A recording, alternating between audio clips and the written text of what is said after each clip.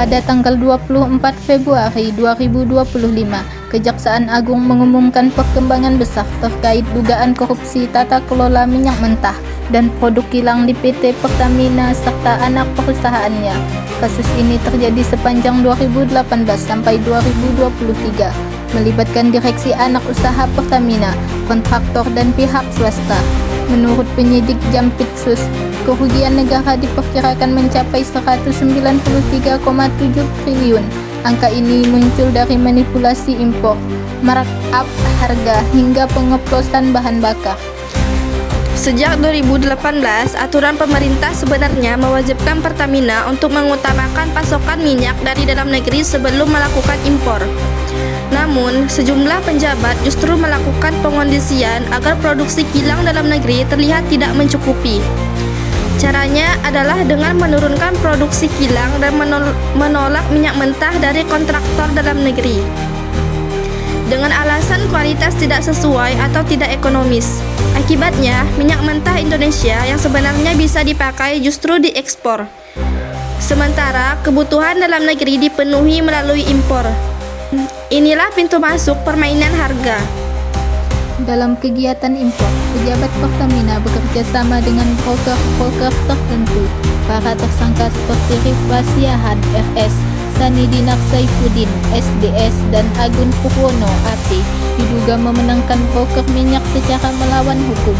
Broker yang terlibat diantaranya pemilik PT Navigator Khatulistiwa, komisari PT Janggalana Maritim, dan pihak lain. Modus lain yang terbongkar adalah permainan kualitas BBM.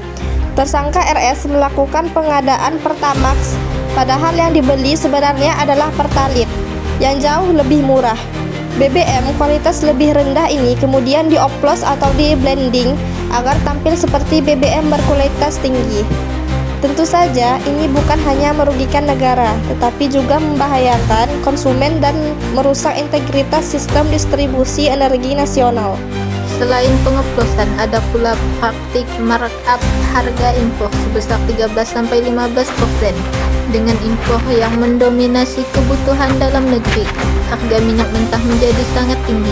Biaya ini akhirnya dibebankan ke masyarakat melalui kompensasi dan subsidi BBM yang melonjak pada tahun 2023.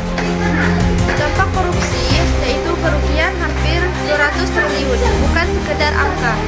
Dana sebesar itu sejatinya dapat digunakan untuk membangun sekolah, memperbaiki rumah sakit, subsidi pendidikan, hingga pembangunan infrastruktur. Ketika dana ini hilang karena korupsi, masyarakatlah yang harus menanggung akibatnya.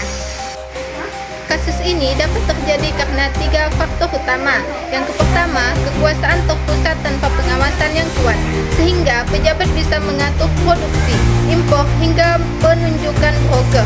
Yang kedua, kurangnya transparansi dalam rantai pasok minyak, sehingga publik sulit mengakses data real produksi dan impor. Yang ketiga, hubungan gelap antara pejabat dan pihak swasta, sehingga kerjasama ilegal membuka ruang untuk manipulasi harga. Ada beberapa hal yang penting harus dilakukan untuk mencegah kasus serupa. Yang pertama, penguatan transparansi data energi nasional, produksi, impor, dan penggunaan minyak harus dipublikasikan secara berkala. Yang kedua, digitalisasi sistem pengadaan, kontrak dan tender harus berbasis sistem digital untuk minimalkan manipulasi. Yang ketiga, pengawasan independen, audit oleh lembaga independen dan publik harus lebih terbuka.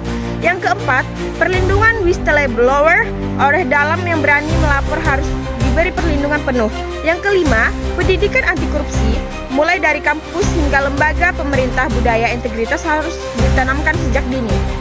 Korupsi bukan cuma soal uang yang hilang, tapi kepercayaan rakyat yang rusak. Kasus Pertamina ini jadi pengingat, tanpa transparansi dan integritas, kekayaan bangsa bisa dikuras oleh segelintir orang. So, yuk kita jadi generasi yang berani, jujur, peduli, dan beraksi melawan korupsi.